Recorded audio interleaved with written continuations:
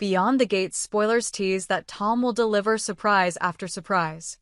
That notion takes on full shape the moment Catherine "Cat" Richardson steps into the softly lit bistro where Tom waits, glass of red wine catching the candlelight.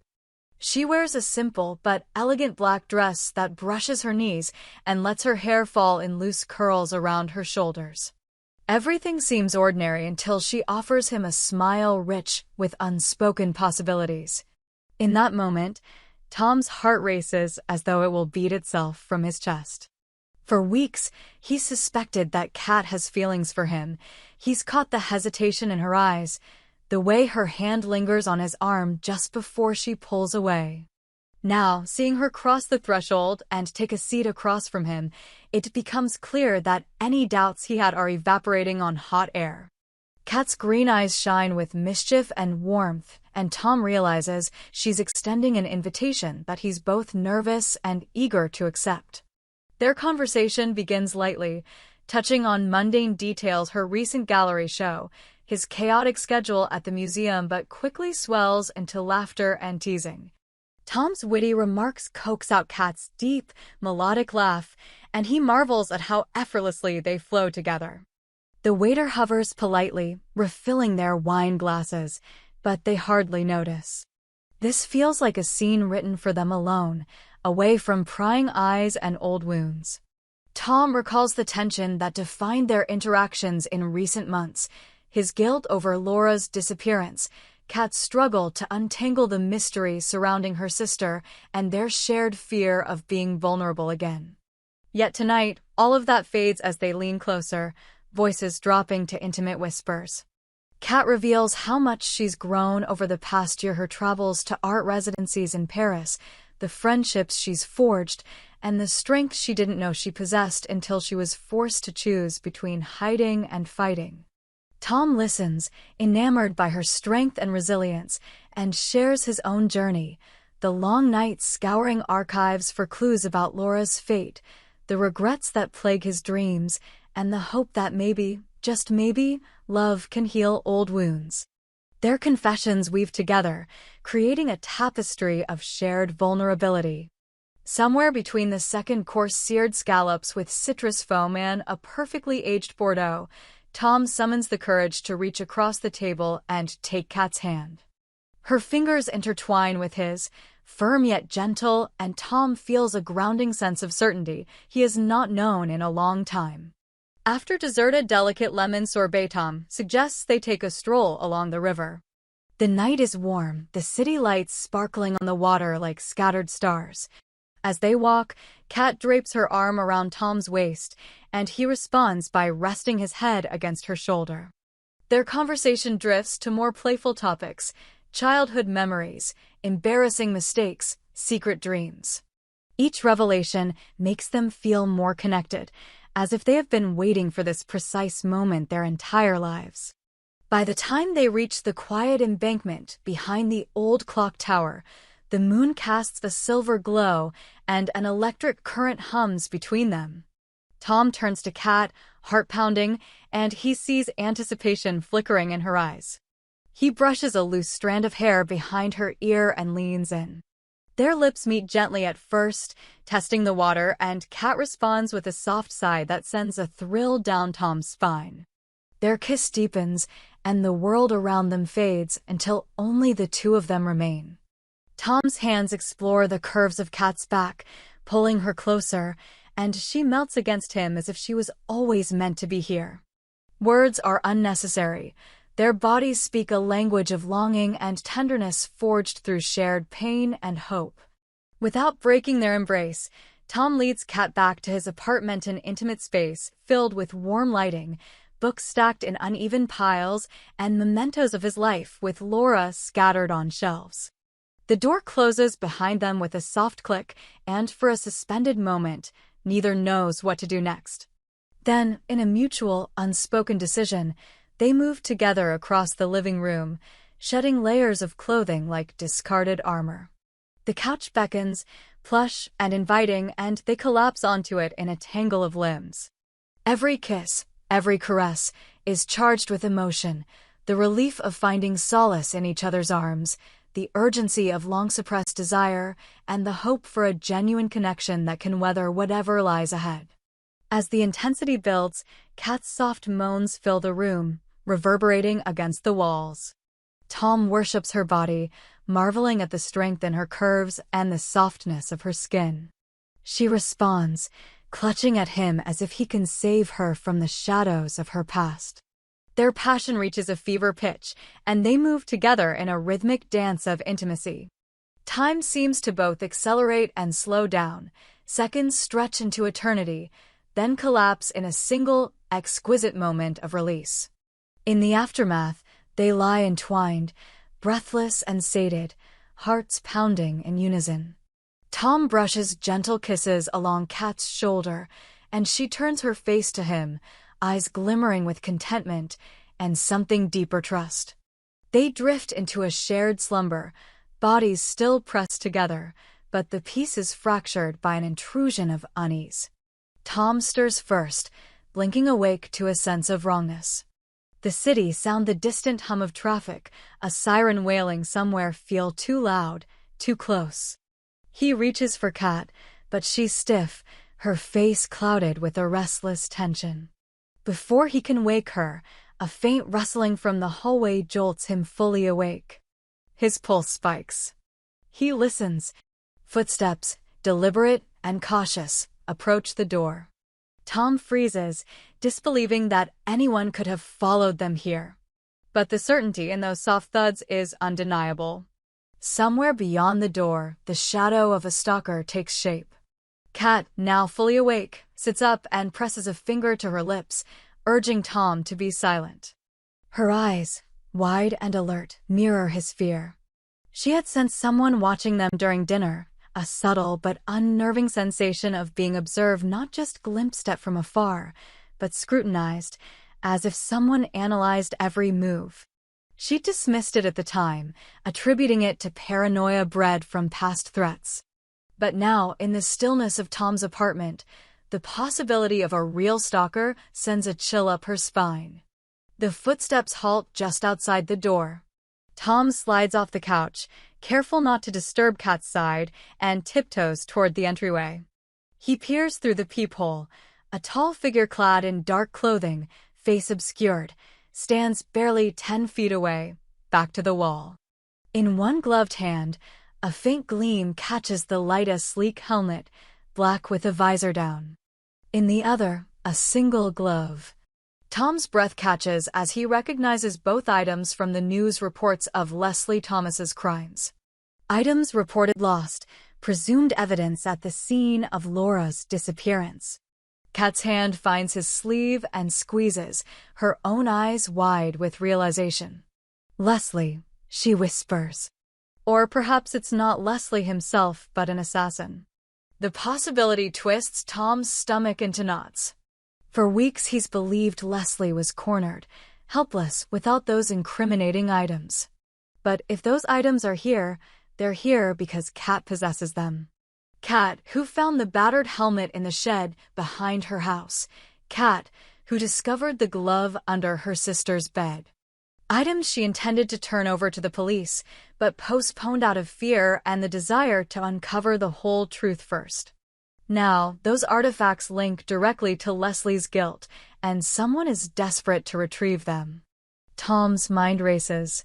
He could call the police, but every second wasted risks Kat's safety.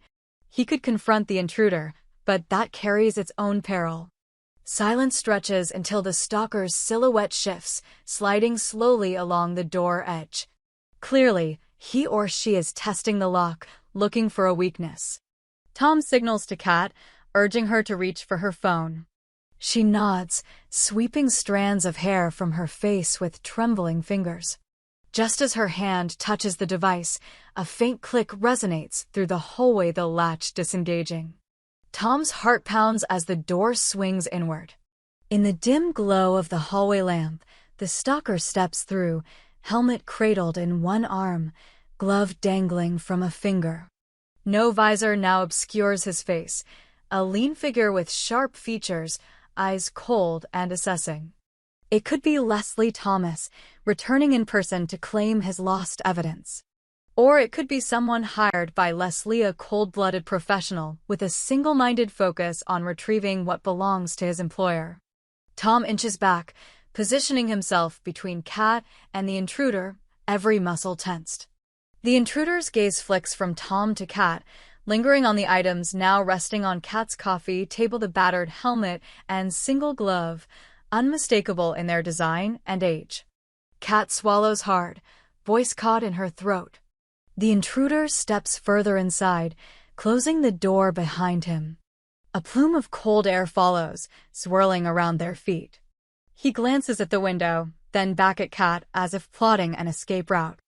Then, in a voice as smooth as silk but edged with menace, he speaks. "You have something that belongs to me." Every instinct tells Tom to fight, to protect Kat at all costs. But he senses the intruder's calm confidence, the knowledge that he holds the advantage now that he's inside. Tom's grip tightens on a decorative letter opener within arm's reach, knuckles whitening. Kat's eyes flick to the ornate blade. Behind them, the couch cushions press into their backs like a barrier. Few options remain. The intruder takes a step closer, booted foot scraping softly against the hardwood floor. Kat exhales, her earlier warmth replaced by steel. She positions herself in front of Tom, placing a hand on his chest to steady him. Neither speaks. Tension crackles like electricity. The intruder reaches out, gloved fingers stretching toward the helmet on the coffee table. Tom lunges forward, but Kat's hand on his shoulder stops him. She steps out in front of the intruder, eyes blazing. "Those items aren't for you," she says firmly. "They belong to the authorities. If you want them, you'll have to go through me." The intruder pauses, respect or surprise flickering in his gaze. Then his lips curve into a predatory smile. "I was told you have a habit of interfering," he says, tone almost casual. "But I'm not here to fight yet. Return those items, and no one gets hurt." His gaze shifts to Tom. "You, sir, are complicating things. I'd advise you to step aside." Tom feels the weight of the letter opener in his hand, but also the importance of Kat's defiance. He realizes that acting rashly could endanger her. With reluctant compliance, he releases his grip and stands motionless. Kat's shoulders square, but her lips tremble as she fights to maintain composure. The intruder reaches the table, picks up the helmet, examines it like a connoisseur assessing stolen art. He dons it, silent as a specter, and retrieves the glove. Tom's breath catches at the sight, two pieces of irrefutable proof against Leslie now in the hands of a dangerous stranger. Without a word, the intruder turns and strides toward the door. Kat lunges, desperate to retrieve the evidence. The intruder freezes at the threshold and glances back. "Enjoy your new relationship," he says, voice thick with mockery. "I'll be seeing you soon." With that threat hanging in the air, he slips into the night, leaving the door ajar and their hearts pounding in the darkness. As the echo of his departure fades, Tom moves to close the door, but Kat stops him. She leans against the frame, staring after the intruder's retreating form bathed in streetlight. Tears glisten in her eyes, not from fear, but from fury and heartbreak at how quickly danger can shatter a moment of happiness. Tom reaches her side, wraps an arm around her waist, and pulls her close. They stand like that in silence, the city's distant hum a lullaby turned uneasy. Outside, the rain begins to fall, each droplet a reminder that their world has shifted irrevocably. Though the night air is sharp and cold, the apartment remains warm with trembling hearts and racing thoughts. Kat turns in Tom's arms, her voice barely above a whisper. "We have to be ready." And in those words, a new chapter unfolds, one fraught with peril, secrets, and the promise that neither Tom nor Kat can ever fully return to the life they led before. The night air pressed against the windows as Tom and Kat sat huddled by the low glow of a single lamp. The stolen helmet and glove, evidence of Leslie's dark deeds, were gone, and with them any illusion of safety. Tom's mind raced through possibilities: alert the police and risk tipping Leslie off that they still possessed other fragments of proof, or investigate on their own, walking a dangerous tightrope between uncovering the truth and falling prey to the stalker's next move. Kat, face pale but resolute, traced the rim of her wine glass when she finally spoke. "There has to be more," she murmured. "Leslie wouldn't send someone just for these. He wants control over information, over us." Her eyes met Tom's, green flecks dancing in the lamp's reflection. "He knows more about Laura than we do, and he's desperate to keep it that way." Tom nodded, thinking back to the dusty journal pages they'd discovered in Laura's apartment entries hinting at smug conversations in shadowy corridors, mentions of a hidden ledger, and a cryptic reference to a rendezvous at the abandoned railway yard outside town. He'd dismissed those as red herrings, but now they might represent the key to unraveling Leslie's entire operation. "We need to find that ledger," he said, voice low. "If it exists, it could expose every transaction Leslie made, the money trail, the names he paid off." Kat's mouth twitched into a wry smile. "You make it sound easy." She stood and paced the small living room, thoughtful.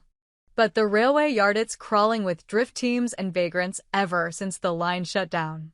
It'll be hard to get in without alerting someone." "I know a way." Tom rose and crossed to the bookshelf, pulling down a narrow folder marked in faded ink, "Laura." Inside were photographs, notes, contact numbers. Laura met an old friend there 2 years ago. "His name is Marcus Bennett. If anyone knows the ledger's whereabouts, he would." Kat's eyes brightened. Marcus was her college roommate. He moved back to the city after graduation, started working security for a private firm. "He's discreet, resourceful. If anyone can guide us through that rail yard, it's him." She paused. "We'll need to meet him and soon." Over the next morning, they arranged to meet Marcus at a quiet cafe near the waterfront. Every footstep felt like a declaration of defiance against the unseen threat that shadowed them. Kat draped a long coat over her shoulders, masking the bruising fear trembling beneath her composure. Tom watched her, heart tightening at the way her shoulders carried both strength and pain. He squeezed her hand before they left, a silent promise. They would do this together. Marcus arrived punctual and alert, scanning the room until his gaze settled on them. Older than the last photo Tom had, his hair grayed at the temples, but the same sharp-eyed eyes that had laughed alongside Laura's just before the darkness fell. After greetings, they slipped into a corner booth. Tom recounted their break-in, the stolen evidence, and the looming danger. Marcus's jaw hardened. "Leslie Thomas," he began, voice grave. "He's got fingers in every illicit pie in the city. You didn't happen to see who that guy was last night?" "No," Tom admitted. Helmet. Glovey showed his face only at the end.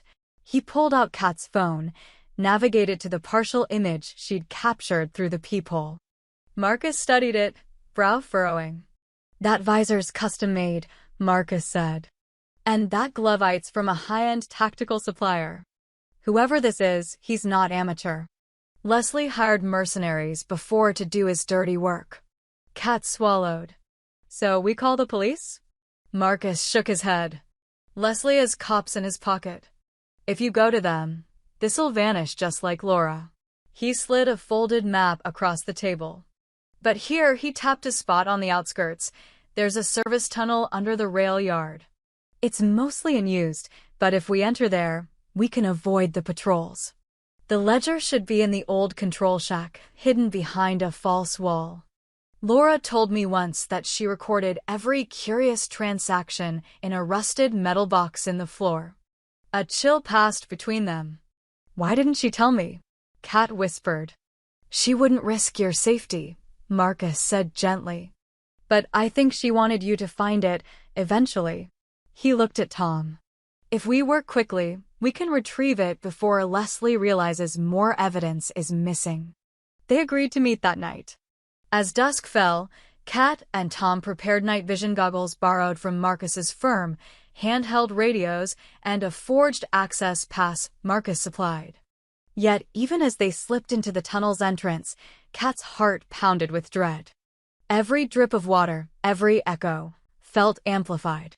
They pressed forward, crouching beneath low ceilings, the beam from Tom's flashlight slicing through darkness. The stale air tasted metallic, mingling with the scent of mildew. Emerging in a deserted stretch of track, they climbed onto the gravel path, approaching the decaying control shack. Graffiti stained its boarded windows, vines curled around rusted metal doors.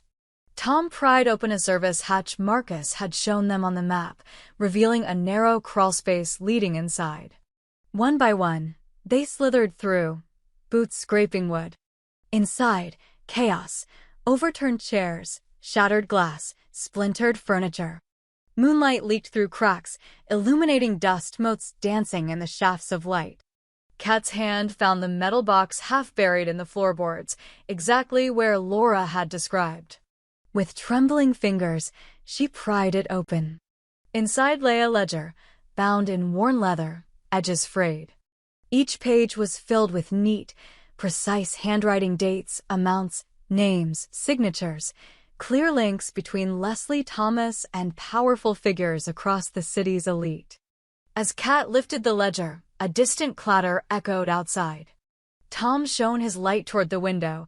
A figure in dark clothing slipped along the tracks, moving with purposeful stealth. Their radios crackled. Entry breach possible comps 12 minutes. Marcus's voice tense. Get out now. Kat clutched the ledger to her chest as they retraced their path, adrenaline surging. But as they reached the service hatch, they heard footsteps below and a sudden voice. Stop right there. Tom kicked the hatch shut, and they crouched in silence. The hatch rattled as someone began prying it open. Kat's breath caught. She pressed herself deeper into the tunnel, Tom's arm around her shoulders. Moments stretched like hours until the hatch finally slammed shut above them. Heavy boots faded down the tunnel. They remained frozen until Marcus's voice whispered, "It's clear." Emerging into the cool night, Kat clung to the ledger as if it were a lifeline. By the time they reached the safe house Marcus arranged, dawn was breaking. Over steaming coffee, they pored through the pages, cataloging Leslie's network. Every name represented a potential ally or liability: politicians, law enforcement officers, business leaders. Leslie's reach extended far beyond what they'd imagined. We need to expose this, Kat said, eyes blazing. But we can't trust the local press or police. We need someone truly independent. Tom nodded, thinking of the investigative journalist who had once helped Laura Morgan Reyes, now freelancing for a national outlet. If anyone could publish these records and protect their identities, it was her. Kat dialed Morgan's number, hands steady despite exhaustion. The ringtone felt endless until Morgan's voice finally answered, crisp and professional. I have something you need to see, Kat began. And it changes everything. As that call connected them to a potential ally, far away, Leslie Thomas stirred in his mansion, enraged that Kat and Tom had slipped through his fingers again. The stolen helmet and glove were returned, but now the ledger was in hands he could not control. His mind calculated his next move: intimidation, elimination, or perhaps a more subtle play, planting false pages, implicating innocent people, sowing chaos so deep that truth would drown in the mire. And in the fragile safety of Morgan's newsroom, Kat and Tom braced themselves for the storm about to break, knowing that once the ledger's contents were revealed, there would be no turning back, and the line between hunter and hunted would blur forever.